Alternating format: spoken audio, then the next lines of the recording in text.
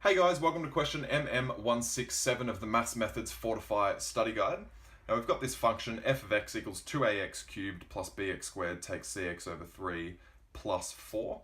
And the question's asking us when does the function have two stationary points? And it gives us a bunch of just answers that look a bit arbitrary. So looking at these answers, you're not going to know straight away. So this is kind of a difficult question, but let's just work through it. So if we know that the original function has two stationary points, that means that the gradient function has two x-intercepts, right? Because when we have let's say a parabola, and it has a stationary point at x equals 2, that means that the gradient function passes through the x-intercept at x equals 2, okay? So if we know that the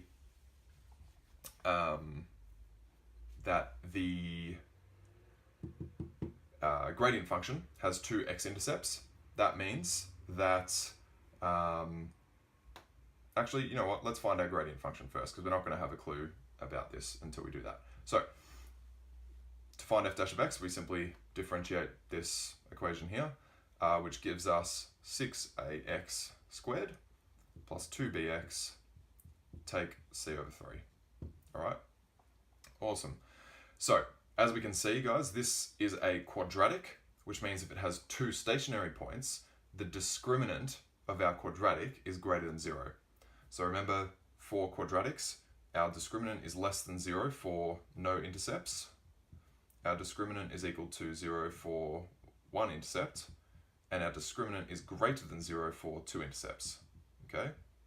So in this case, or actually rather every case, our discriminant is equal to b squared minus 4ac. Now, not these a, b, and c, but the b and c that are in here, right? So if we know that the discriminant is greater than 0, that means that b squared take 4ac is greater than 0. Now we need to plug in our b and a and c values. So this may be a little confusing because I've got a, b, and c over here as well, but these a, b, and c over here refers to the coefficients of each one of these.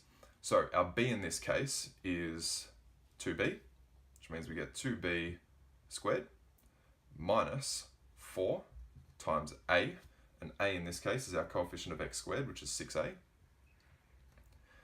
times our c value, which is this bit here, our n value. So times negative c over 3. And that's all greater than 0. So what we end up with is 4b squared plus 8ac is greater than 0.